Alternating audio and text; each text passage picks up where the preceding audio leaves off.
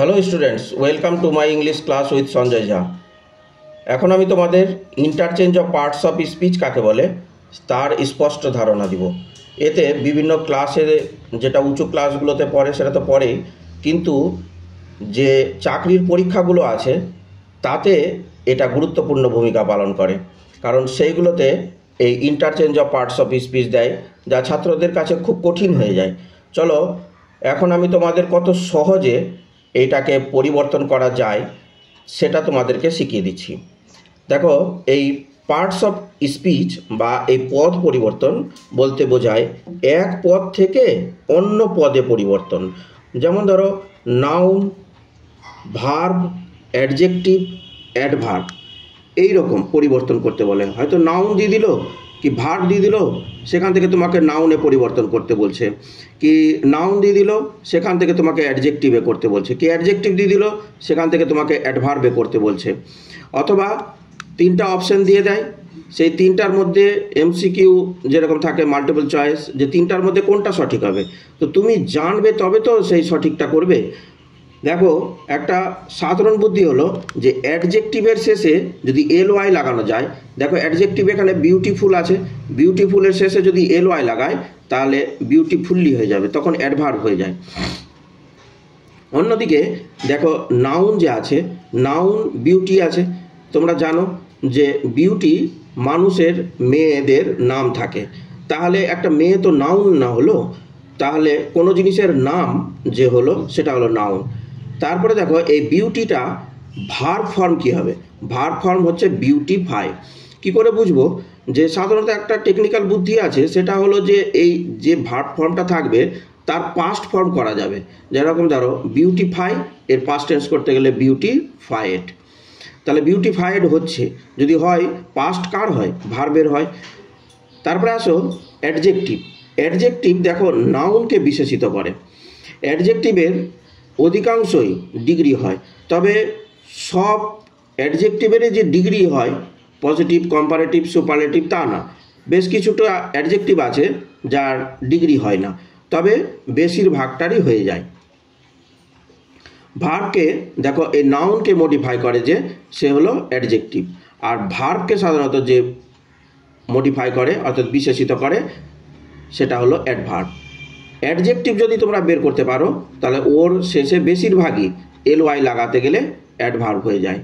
চলো আরেকটা বুদ্ধি দেখা যাক যে কি করে অতি সহজে এই ট্রান্সফরমেশন করা যায় পার্টস অফ স্পিচের।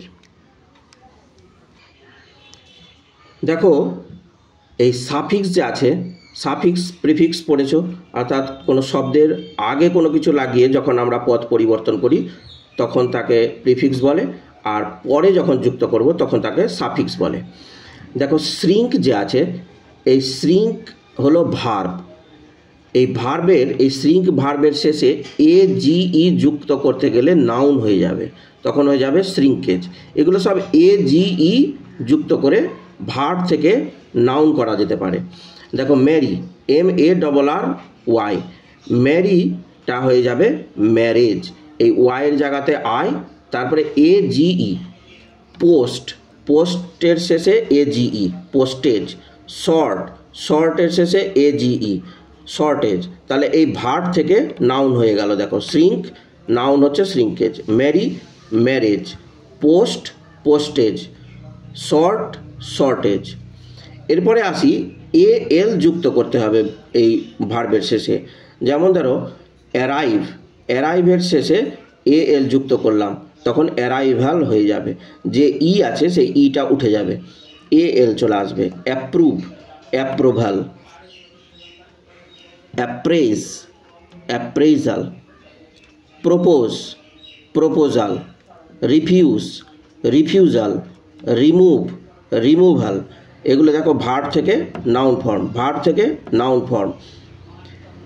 কোনো কোনো আছে সাফিক্স যার শেষে, যে ভার্বের শেষে ANCE যুক্ত করে তোমরা ভার্ব থেকে নাউন করে নিতে পারবে।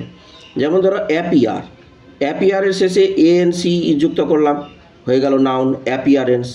Clear, clearance. ডিসঅ্যাপিয়ার, ডিসঅ্যাপিয়ারেন্স, এই ভার্ব থেকে নাউন হয়ে গেল। তারপরে দেখো এন্ডিওর, ENDURE, এখান থেকে চলে আসলো এন্ডিওরেন্স, ENDURANCE, এটা নাউন হয়ে গেল। প্রিজার্ভ, প্রিজার্ভ মানে কি সংরক্ষণ করা, এটা হলো ভার্ব। এই ভার্বের নাউন ফর্ম করতে গেলে তোমাকে করতে হবে ANC লাগাতে হবে, কিন্তু ইটা উঠে যাবে। প্রিজার্ভেন্স, আটার, আটারেন্স, নাউন হয়ে গেল। আবার কিছু কিছু ওয়ার্ড আছে যার শেষে ER, R, OR বা AR যুক্ত করে আমরা নাউন ফর্ম করতে পারবো ভার্ব থেকে। যেমন ধরো বেগ মানে ভিক্ষা করা, এর নাউন ফর্ম হলো বেগার, কিন্তু একটা জি যে আছে সেটা ডবল জি হয়ে যাবে, যেহেতু লাস্টে কনসোনেন্ট আছে জি, তার আগে ইটা ভাওয়েল আছে, তখন এই কনসোনেন্টটাকে ডবল করে তারপরে AR লাগাতে হবে। তারপরে দেখো আছে বার্গল, BURGLE, বার্গল হচ্ছে ভার্ব, বার্গল যে করে তাকে বার্গলার বলে, AR লাগাতে হলো। কনভেন, কনভেনার বা কনভেনার, নাউন ফর্ম। লাই, লাই থেকে লায়ার, ইটা উঠে যাবে, AR চলে আসবে। Moderate, moderator. Play, player, ER যুক্ত হলো। সিং, সিংয়ের শেষে ER যুক্ত করে নাউন হলো। টিচ, ওর শেষে ER যুক্ত করে টিচার, নাউন ফর্ম হয়ে গেল। আবার অ্যাডজেক্টিভের শেষে ITY যুক্ত করে এটাকে পরিবর্তন করা যায় অ্যাডজেক্টিভ থেকে নাউন ফর্ম। অ্যাডজেক্টিভ দেখো এবল মানে সক্ষম, ABLE, এটা হলো অ্যাডজেক্টিভ। এর নাউন ফর্ম করতে গেলে তোমাকে করতে হবে অ্যাবিলিটি,